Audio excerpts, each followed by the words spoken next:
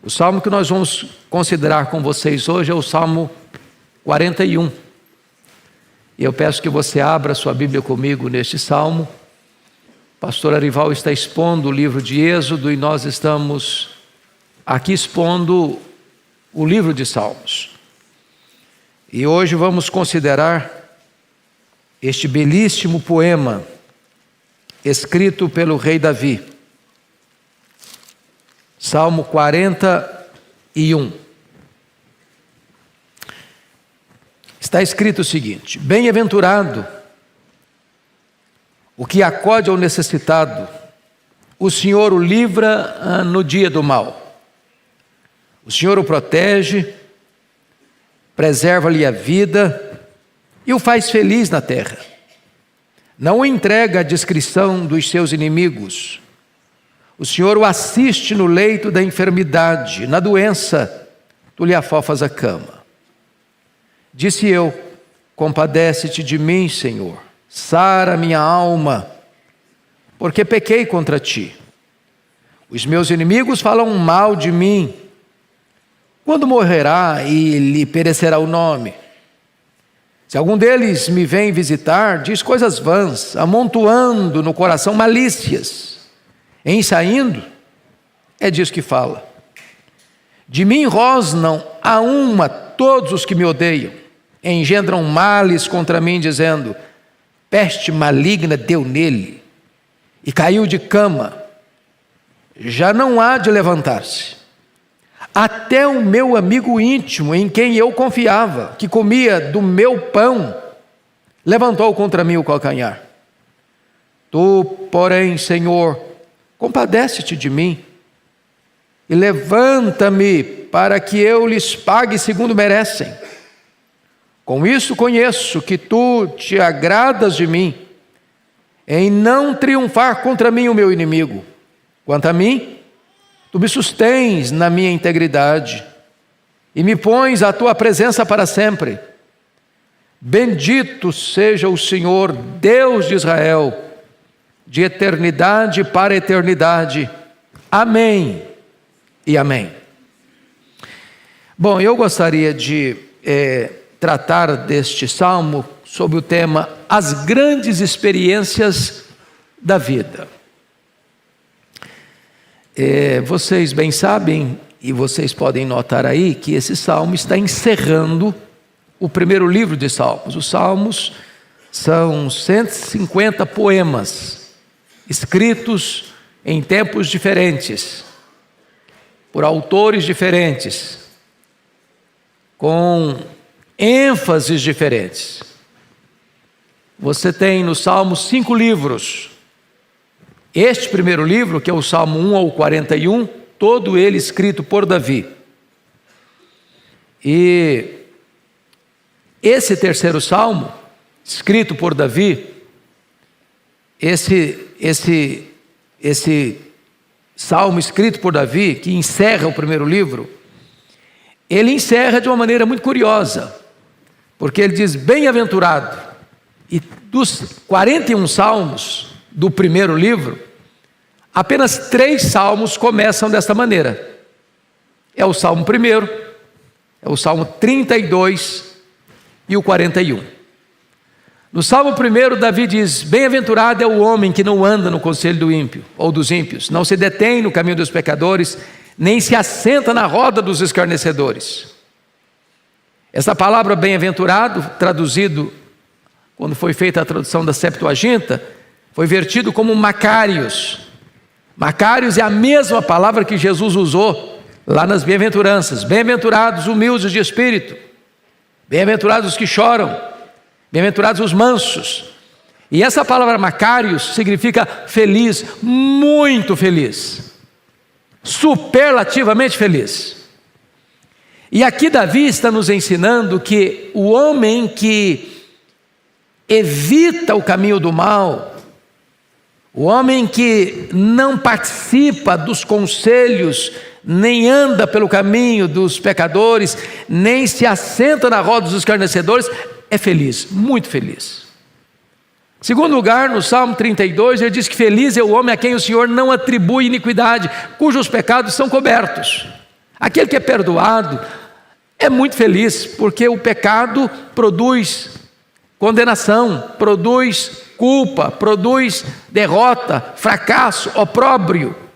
E quando você é perdoado, saber que Deus não coloca na sua conta a sua dívida, mas ao contrário, quita a sua dívida, a ponto de você ser justificado, perdoado, você é feliz, você dorme em paz, você põe a cabeça no travesseiro e sabe que não há nenhuma condenação mais para aqueles que estão em Cristo Jesus. Isso é motivo de uma grande felicidade. Mas agora, neste salmo, pela terceira vez, Davi vai falar que bem-aventurado, muito feliz, é aquele que acode ao necessitado. O generoso é feliz. É por isso que o Senhor Jesus diz que mais bem-aventurado é dar do que receber. Quem tem essa experiência, quem tem esta prática, sabe disso, que você é muito feliz quando você estende a mão para socorrer alguém. Você é muito feliz quando você ajuda alguém, quando você acode, socorre o necessitado. Bom, este salmo não apenas encerra o primeiro livro dos salmos, mas este salmo é também um salmo messiânico. Você sabe, você tem salmos de louvor, você tem salmos de penitência, você tem salmos imprecatórios, você tem salmos de lamento, e você tem salmos messiânicos. Quando é que um salmo pode ser chamado de messiânico?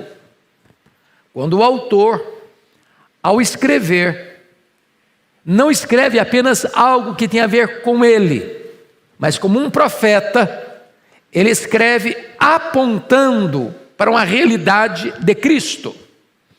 E se você notar comigo, no verso 9 desse texto, até o meu amigo íntimo, em quem eu confiava, que comia do meu pão, levantou contra mim o calcanhar.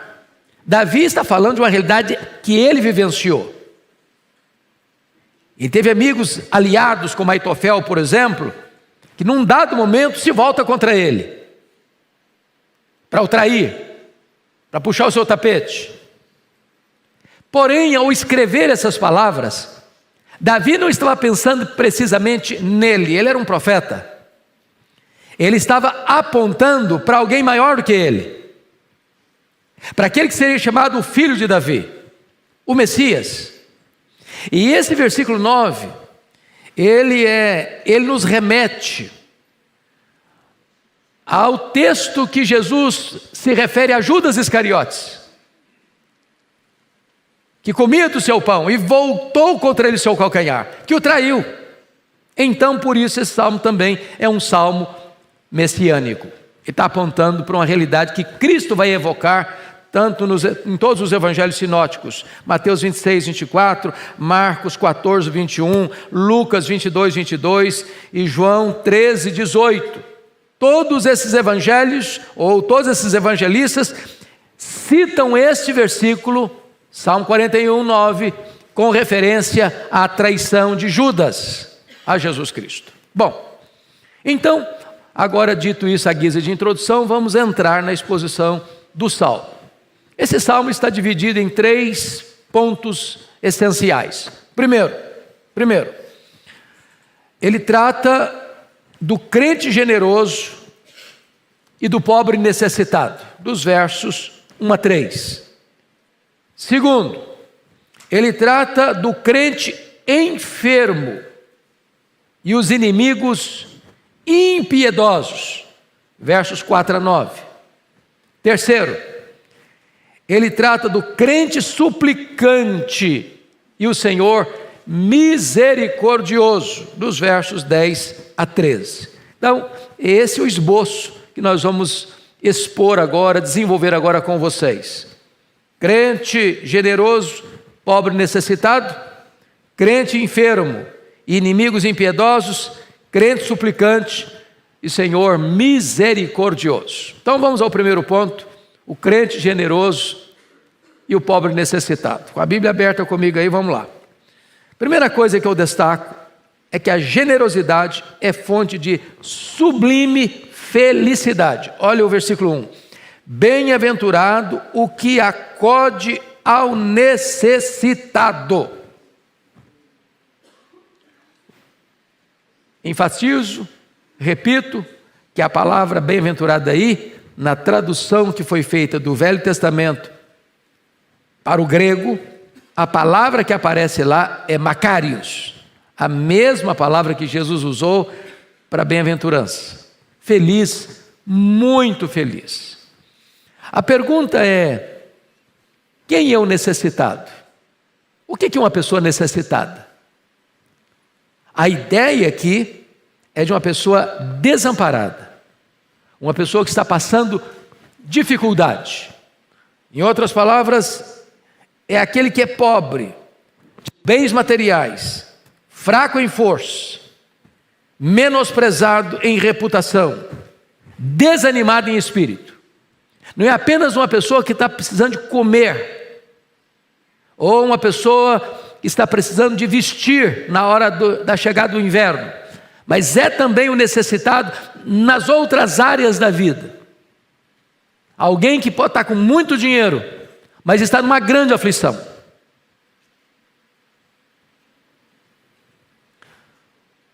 Essa semana atendi uma pessoa de um outro estado que me ligou, uma pessoa que tem muito dinheiro, que tem muitos bens, mas vivendo um drama, já tentar suicídio algumas vezes, a vida perdeu o sabor, a vida se desfigurou diante dos seus olhos, ele não consegue encontrar mais razão para viver. É uma pessoa necessitada, que precisa de ajuda, precisa de socorro, precisa de uma mão estendida, precisa de uma palavra de ânimo. E talvez você olhe o mapa de São Paulo, tem muitas pessoas carentes fisicamente, necessitadas de comida, e esta igreja tem sido uma agência nas mãos de Deus para atender tantas famílias necessitadas de pão, de comida, de uma cesta básica. Mas há outras pessoas que moram em palacetes, em condomínios de luxo, em apartamentos amplos, que vestem as roupas de grife mais caras, que andam pelas ruas de São Paulo e do Brasil e do mundo em carros de luxo, que têm reserva econômica para viver de uma forma de fausto e luxo por anos, mas que são carentes, necessitadas, estão desesperadas, precisando de uma palavra, serem acudidas. Este é o contexto aqui, meus amados irmãos. Agora, o texto está dizendo que quando você acode essa pessoa, socorre essa pessoa, na hora que ela mais precisa, na hora do desespero, na hora que ela está afundando, como que só o nariz de fora, tentando respirar, você que socorre é muito feliz. Você que estende a mão é muito feliz. O texto está mostrando para nós que feliz não é o egoísta, não é o narcisista, não é o que olha só para ele, pensa nele, desde que ele sobreviva, desde que ele esteja indo bem, desde que ele com saúde, com dinheiro, com família tranquila, com seus negócios prosperando, que os outros se danem, como diz a música do Roberto Carlos, que você me aqueça nesse inverno e o restante vá para o inferno. Eu estou pensando em mim, no meu bem, na minha felicidade. Não, esse texto ensina para nós o altruísmo. O altruísmo. De você olhar para o outro. De você olhar pela janela e saber que tem gente à sua volta precisando de uma palavra, precisando de uma mão estendida, precisando de um socorro, precisando de uma ajuda, precisando de ser notado e assistido. Essa é a ideia do texto. Se você faz isso, isso é fonte de uma sublime felicidade. Notem o que Spurgeon disse sobre esse versículo. Como são tolos os que temem perder a riqueza, dando-a, e não temem perderem-se, mantendo-a. Aquele que guarda ouro pode ser um bom carcereiro, mas aquele que dispõe para socorrer o necessitado é um bom mordomo. O que a Bíblia diz? A alma generosa prosperará, mas aquele que retém mais do que é justo é pura perda, vaza pelos dedos. Quando você socorre o pobre, você está emprestando a Deus, que não fica com dívida com ninguém.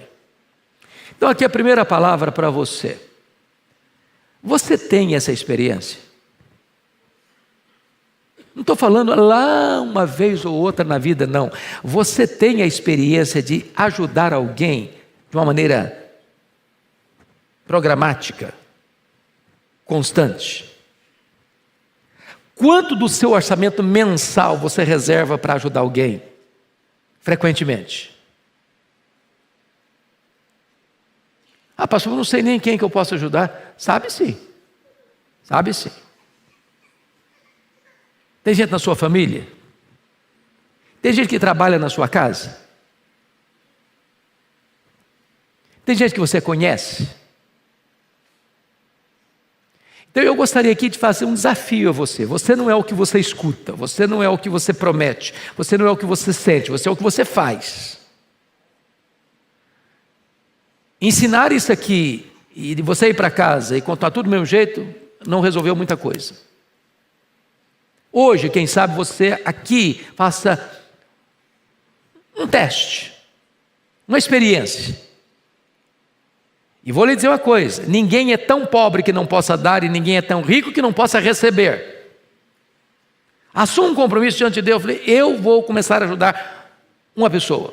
Eu vou começar a ser generoso. Eu vou começar a dar parte daquilo que eu recebo. Veja o resultado. Você vai ficar espantado.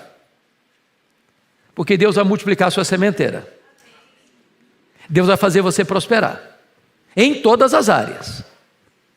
E você vai perceber que mais bem-aventurado é dar do que receber. Bom, mas vamos agora a uma outra verdade nesse texto. A generosidade não é apenas fonte de felicidade, a generosidade é fonte de ricas recompensas. E o texto vai elencar para nós 5 recompensas. Primeira, olha aí no versículo 1 ainda: o Senhor o livra no dia do mal. O que o texto está dizendo? Você é crente? Louvado seja Deus, você é crente. Você está aqui, você ama Deus, você é um servo, uma serva de Deus. Mas Deus não blindou a sua vida. Você não está numa estufa. Você não está numa redoma de vidro. Você e eu enfrentamos também o dia mau. Não está escrito lá em Efésios 6? Acerca do dia mau?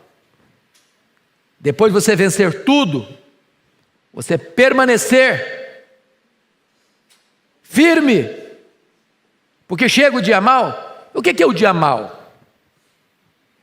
Se você pensa numa luta, numa batalha espiritual, o dia mau é o dia em que parece que todas as forças adversárias, visíveis e invisíveis, humanas e espirituais, conspiram contra você. É aquele dia que parece que os céus estão de bronze. Você já acorda com o nó na garganta.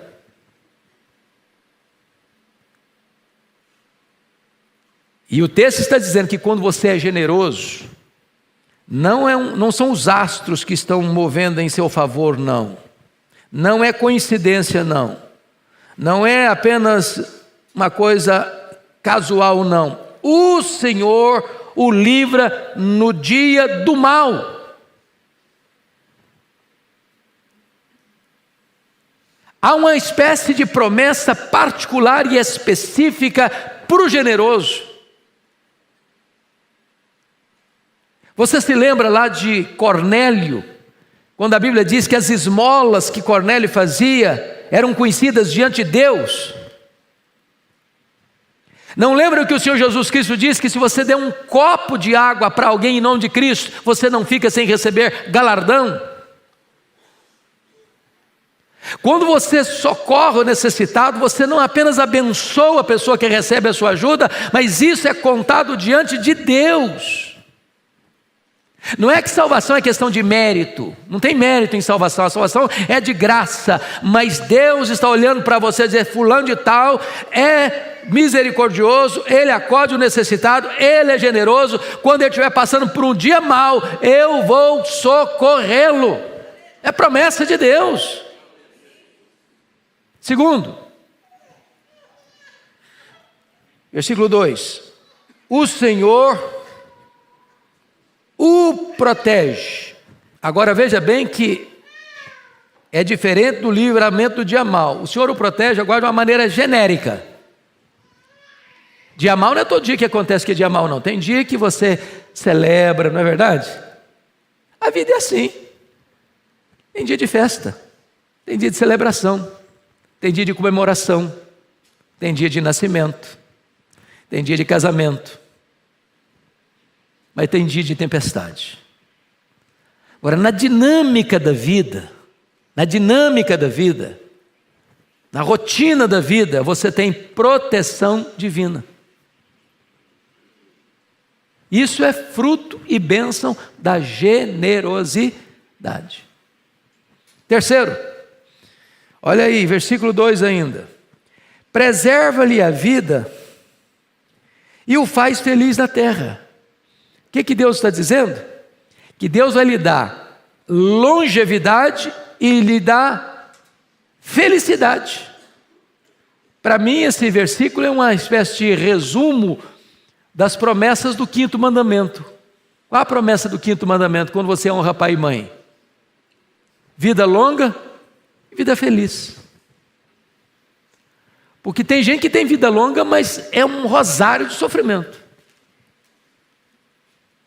Então não é só preservar a vida, é preservar a vida com qualidade, é preservar a vida com felicidade. E isso é promessa de Deus à pessoa generosa. Quarto, versículo 3: o Senhor o assiste no leito da enfermidade. Eu digo aqui que é o conforto na hora da doença. Porque uma coisa é estar doente, outra coisa é estar doente com serenidade. Nas minhas visitas pastorais, normalmente aos enfermos que estão internados, às vezes alguns num estado grave, outros num estado crônico, outros num estado terminal, eu já vi de tudo. Eu já vi pessoas desesperadas, o medo de morrer. E já vi pessoas que parecia que o céu estava vindo buscá-las. E o texto está dizendo que quando você acode o necessitado, você é generoso, é o próprio Deus quem vai assistir você no leito da enfermidade. Eu fico imaginando a pessoa que foi avarenta, com usura, que viu o pobre e o despediu de mãos vazias, que viu o necessitado e negou-lhe uma ajuda, que viu a família passar privações e guardou, como querendo enterrar no coração os tesouros que ajuntou na vida, se despedindo da vida, sem poder levar um centavo, desesperado, sem qualquer consolo, de um ósculo de amizade ou de amor que pudesse balsamizar a sua alma na hora do sofrimento. Mas a pessoa que é generosa, todas estas memórias, certamente Deus traz a lembrança dela, e ela está em paz, mesmo enferma. Mas há uma quinta promessa, está aí no versículo 3, parte B: na doença tu lhe afofas a cama. E eu confesso a vocês que ao longo da minha vida de 60 e lá vai fumaça de anos, eu entendi esse versículo de outra maneira. Quando eu fui examinar esse texto com mais vagar e estudá-lo para fazer o comentário, eu descobri uma coisa muito melhor do que eu acreditava até então. Eu pensava que a Fofá-cama era mais do que um colchão d'água. Já teve gente doente na família que precisou comprar um colchão d'água? A Fofá-cama, a expressão aí é curar, é levantar da cama.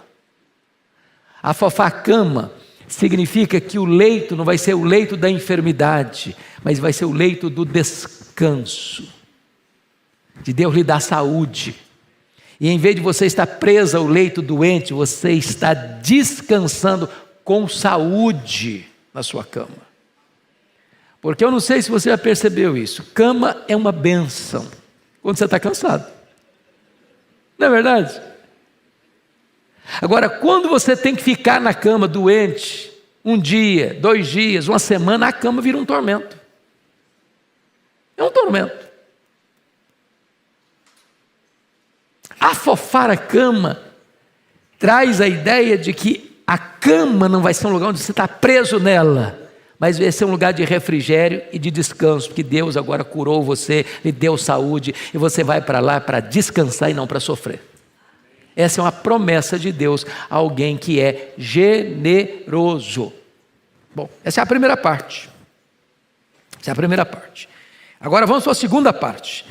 É por isso que eu disse para vocês que são as experiências da vida, porque esse salmo parece que ele não tem muita harmonia, no sentido de que ele narra pedaços da vida que não estão necessariamente conectados. Porque a transição para o verso 4, você diz, não está combinando, parece que não é a mesma pessoa. Não é a mesma pessoa. Não é a mesma pessoa, só que pintando quadros diferentes da vida. Qual o próximo quadro? O próximo quadro é de um crente doente, diante de inimigos impiedosos. Então veja comigo o primeiro ponto, que é uma confissão honesta no verso 4. Disse eu, compadece-te de mim, Senhor, sara minha alma, porque pequei contra ti. Então vamos entender isso aqui. Agora Davi é um pecador, que pecou contra Deus. E o que ele está sentindo agora? Ele está sofrendo. E veja bem, pecado e sofrimento são irmãos gêmeos.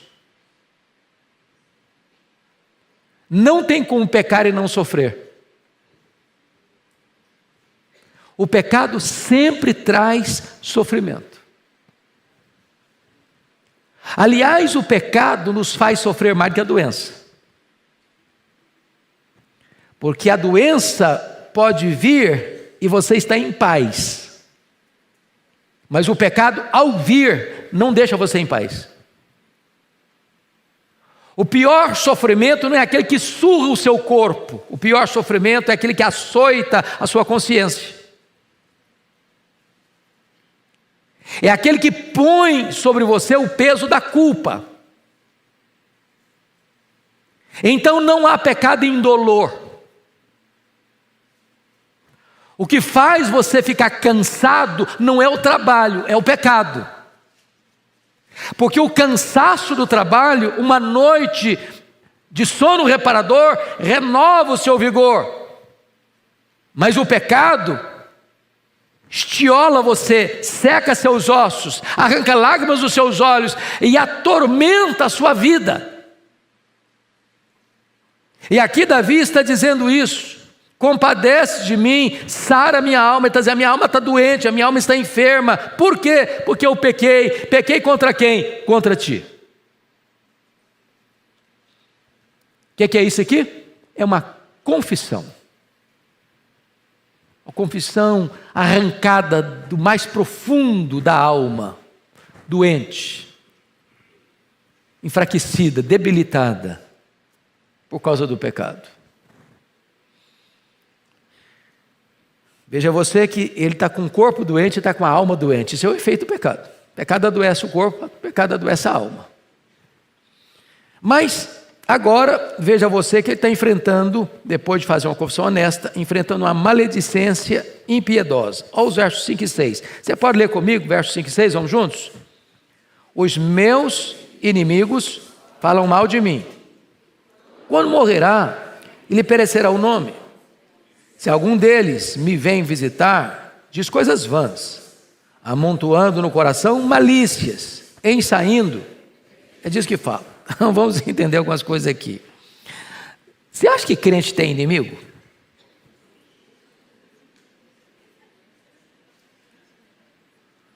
Crente não deve fazer inimigo, mas crente tem inimigo. Agora, tem inimigo e inimigo. Tem inimigo que diz para você: eu sou seu inimigo. Você sabe com quem você está lutando. Mas tem inimigo que se disfarça de amigo. Tem inimigo que tem o desplante, a cara de pau, de quando você está doente, ele ir lá visitar você. E ele está falando coisas vãs para você, amenidades. Mas lá no coração ele está dizendo: morra miserável, morra miserável, morra miserável.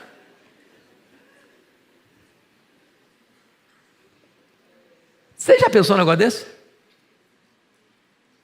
Eu espero que você não tenha gente desse jeito.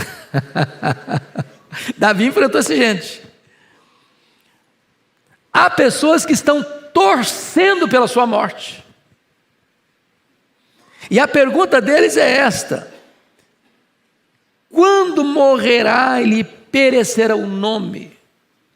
Porque eles não querem só que Davi morre, eles querem que todo o nome que Davi granjeou pelas suas conquistas, pelas suas batalhas, pela sua notoriedade como um rei e um conquistador, tudo isso vá para a sepultura com ele. E esses inimigos são maledicentes, olha aí, falam mal de mim. Ô gente, a maledicência é pior que a espada. Você sabe que o pior inimigo do mundo, cheio de veneno, é o inimigo que se esconde atrás da toca dos dentes. É a língua maledicente. Tiago disse que essa língua é pior que um fogo, que incendeia uma floresta, e é pior do que um veneno, que mata, letalmente, mata. E aqui Davi está enfrentando esse problema aí, de inimigos maledicentes, de uma maledicência impiedosa, que espalha boataria, e que pior, se disfarça de amigo, e vai lá visitar você, lá na sua casa, lá no hospital. Você está recebendo soro pingando nas veias, e o cara está lá, dando risadinha, igual de hiena. Torcendo para você morrer. Mas agora, Davi ainda vai além e compara esses inimigos que têm um ódio animalesco. Olha o versículo 7. De mim, você pode ler a parte B comigo?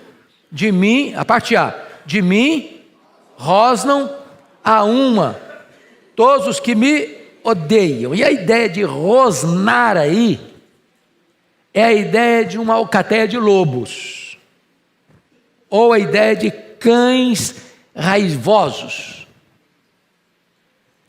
É aquele inimigo que arreganha os dentes. E quando um lobo rosna, quando um cachorro rosna, ele não está abanando o rabo, saudando você. Que bom que você chegou. Ele está o quê? Armando o bote para atacar você.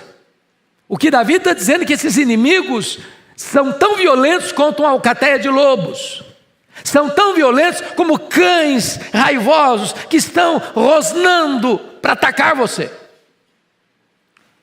É o que Davi sentia. Aliás, a história de Davi, talvez uma das coisas boas, alguém me pergunta assim: pastor, como é que você lê a Bíblia?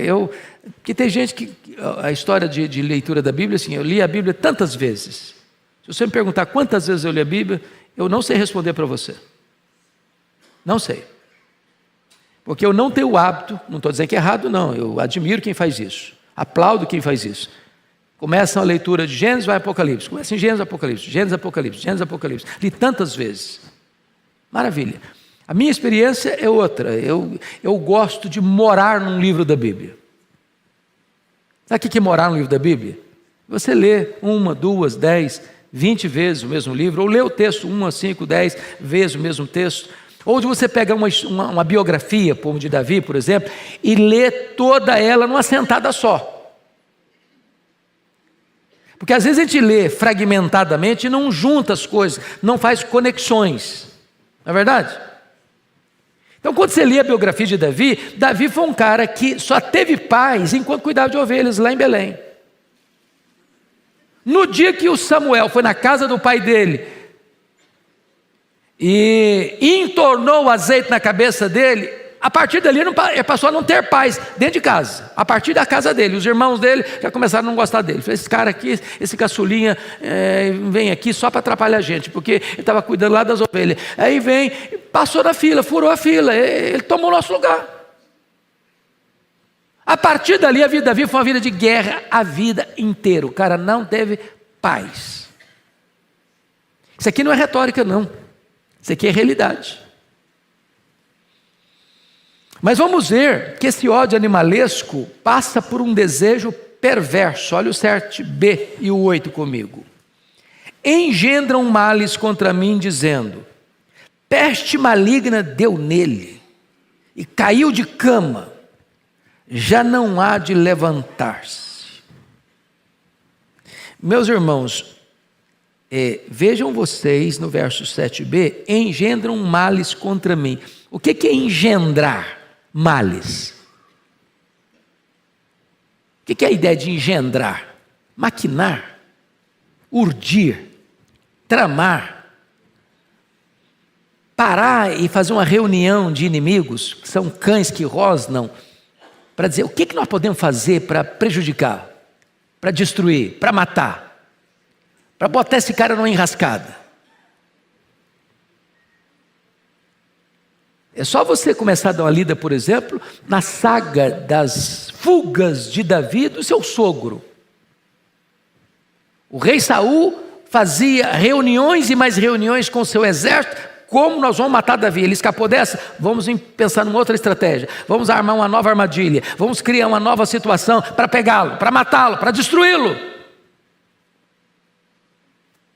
Você já imaginou o que é um cara viver a vida assim? Ele está vivendo esse drama. E agora veja você no verso 8. Davi ficou doente. E aí eles estão apostando numa doença gravíssima.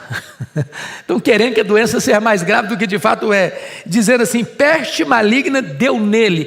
Peste maligna, via de regra, era uma expressão de lepra.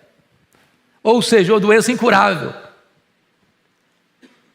Ele está doente, a doença dele é grave, a doença dele é incurável, e eles estão apostando nisso, já não há de levantar-se, ou seja, dessa vez, ele não escapa, dessa doença, ele não se cura, ele vai morrer mesmo.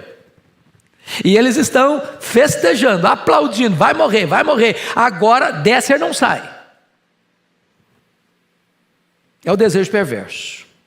Em outras palavras, eles estão entoando antecipadamente cantilenas fúnebres. Você conhece gente assim? Que já aposta na derrota do outro? Só que Deus é tão maravilhoso que Deus costuma virar a mesa, viu? Deus costuma mudar o placar do jogo.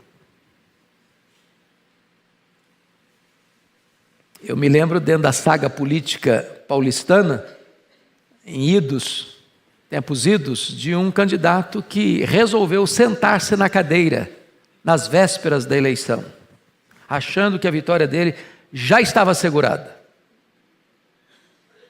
E no dia da eleição, quando abriram as urnas, quem ganhou foi o outro. É possível que alguém acredite que o outro vai ser derrotado e ele vai vencer. E é possível que Deus mude o jogo, que Deus altere a situação. E Deus curou Davi, Deus levantou Davi, e Davi sarou. E os seus inimigos ficaram completamente derrotados ao destilarem veneno contra Davi. Mas aí vem o último ponto desse ponto aqui, a traição ingrata do verso 9. Você pode ler o verso 9 comigo? Vamos lá? Até o meu amigo íntimo, em quem eu confiava, que comia do meu pão, levantou contra mim calcanhar. O texto não diz a quem Davi estava se referindo. Podia ser seu filho, Absalão. Podia ser o próprio sogro dele, o Saul, a quem ele ia lá tocar harpa na sala do rei. E Davi pode ter tido muitos defeitos, mas esse ele não teve. Ele nunca se insurgiu contra o sogro para matá-lo, tendo a oportunidade de fazê-lo. Pode ser Aitofel, seu conselheiro, que se aliou a Absalão na conspiração, depois cometeu suicídio. O certo é que Davi está dizendo que, num dado momento da vida, a gente pode também experimentar esse sabor amargo de um companheiro de jornada, no meio do caminho, virar as costas para a gente. Porém, Davi estava aqui profeticamente apontando para um fato maior. Do próprio filho de Davi, o Messias, Jesus de Nazaré, nosso glorioso Redentor, que chama 12 homens para serem apóstolos. E dentre esses 12 homens, um deles exerceu um cargo de confiança, tesoureiro do grupo, Judas Iscariotes. E num dado momento, Judas Iscariotes, dominado pela ganância, pela avareza, pelo amor ao dinheiro, resolveu livremente vender Jesus por 30 moedas de prata e trair o seu Senhor.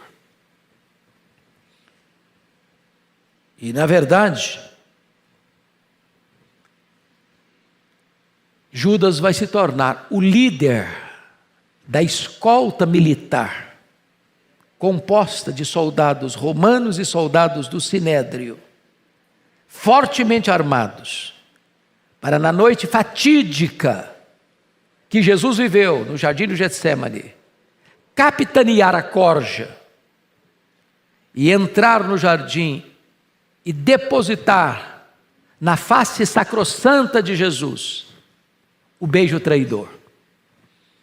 E o beijo traidor de Judas feriu o coração do nosso Senhor, tanto quanto os cravos que lhe rasgaram as mãos. E aqui Davi está retratando esta cena, que aconteceu 1000 anos depois de Davi escrever esse salmo. Bom, vamos então agora ao último ponto desse salmo. Primeiro, ele falou do generoso. Depois ele falou do enfermo. Agora nós vamos falar do crente que ora, o crente suplicante. Versos 10 a 13. Vamos olhar aí. Em vez de Davi sucumbir, Davi ora. A primeira coisa que eu chamo a sua atenção é o pedido de restauração do verso 10. Você pode ler comigo 10? Vamos juntos? Tu, porém, Senhor, compadece-te de mim. Levanta-me, para que eu lhes pague segundo merecem. O que é que você vai fazer quando você constata que alguém está perseguindo você? Ou que alguém traiu você? Qual é a reação natural do ser humano?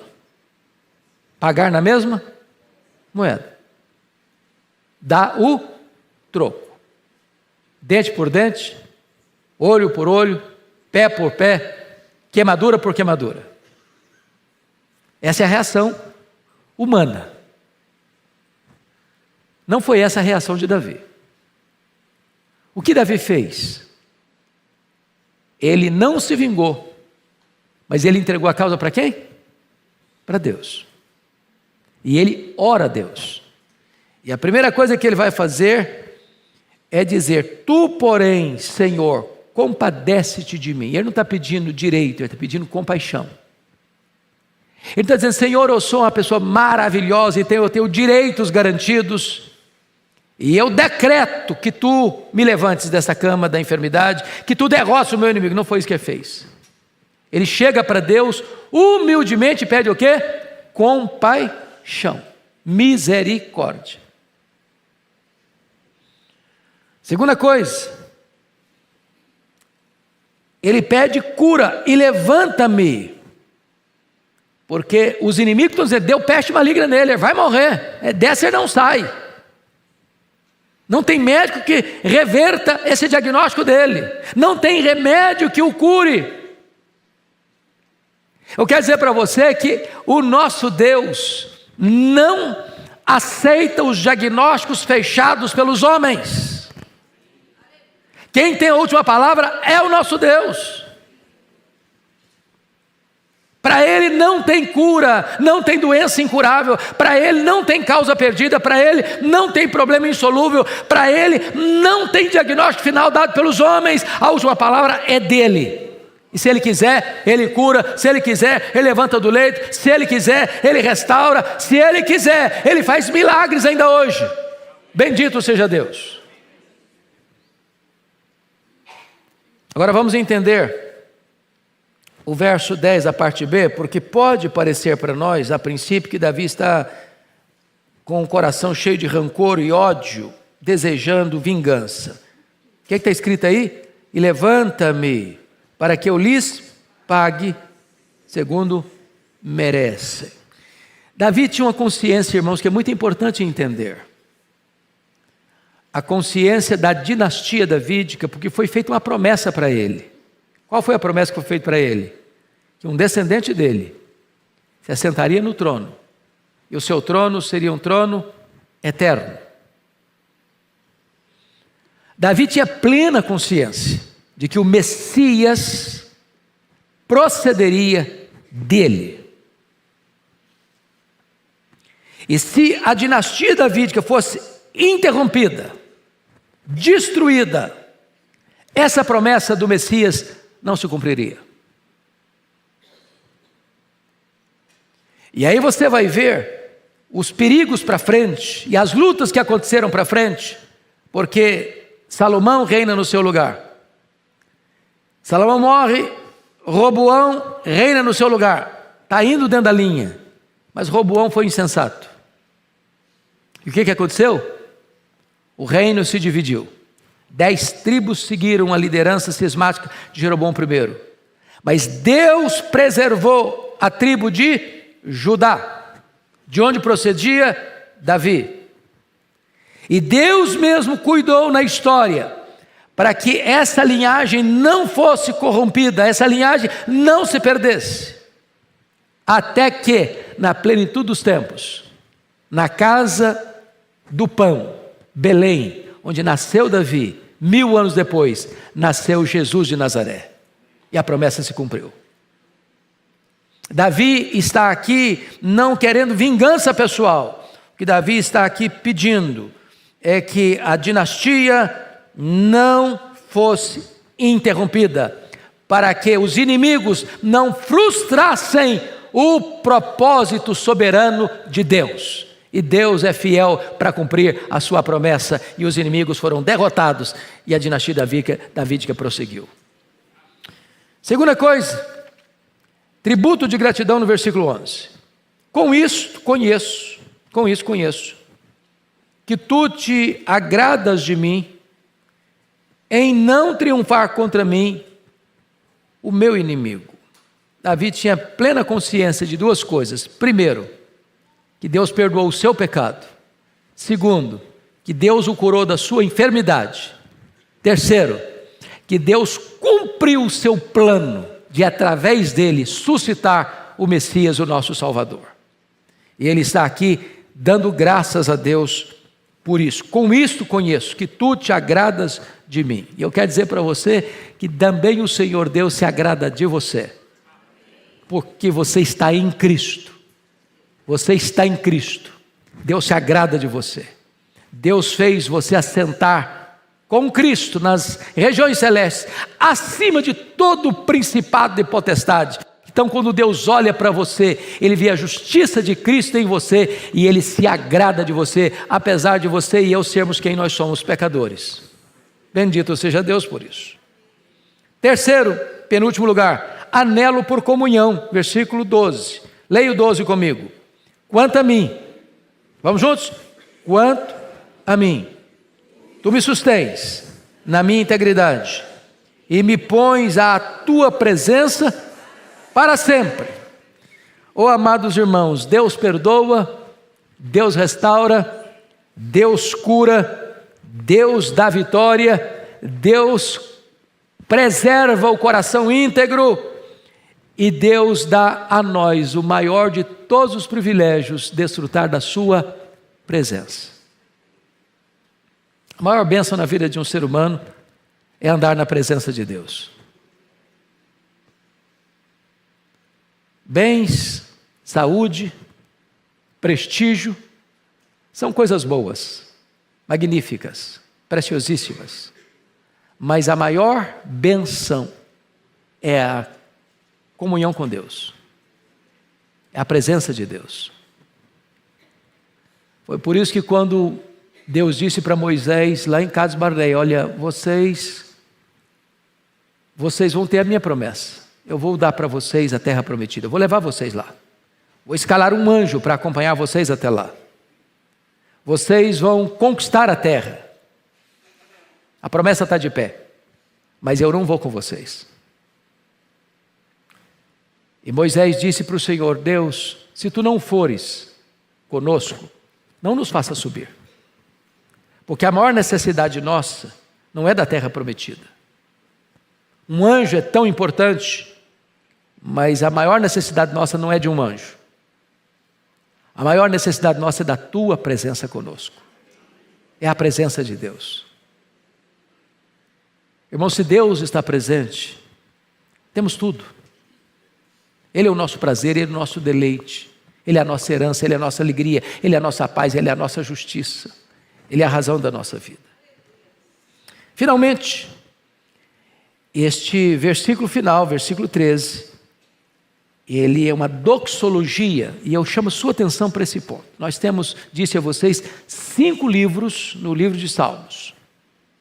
O primeiro livro, 1 ao 41. O segundo livro, 42 ao 72.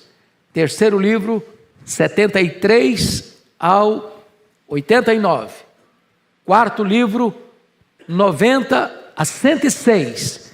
Quinto livro, 107 a 150. Se você olhar carinhosamente, verá que todos esses livros encerram com uma doxologia. Não é apenas o encerramento do salmo em específico, mas do conjunto de salmos daquele livro. Então o que você vai ler no versículo 13, não é apenas o encerramento do Salmo 41, é o encerramento de todos os 41 salmos do livro 1. Como é que ele termina? Vamos ler juntos? Bendito seja o Senhor, Deus de Israel, de eternidade para eternidade, amém e amém.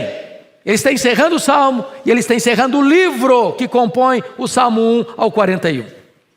A mesma coisa, já que nós temos um segundinho mais, eu termino aqui. Vamos ler como é que encerra os outros? Olha aí, 72, 19. Rapidinho, vocês estão ágeis aí. 72, 19. Olha como é que encerra o segundo livro.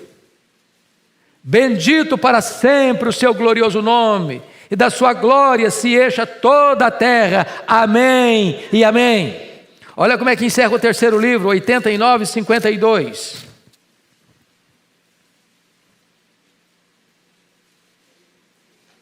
Bendito seja o Senhor para sempre. Amém e amém. Olha como é que encerra o quarto livro, 106, 48. Bendito seja o Senhor Deus de Israel, de eternidade a eternidade. E todo o povo diga amém, aleluia. Vamos ver como é que encerra o último livro, 150, versículo 6. 150, versículo 6. Vamos ler todos juntos agora? Todo ser que respira, louve ao Senhor. Aleluia! Louvado seja Deus. Que a nossa vida seja uma doxologia ao Senhor. Deus abençoe, amados.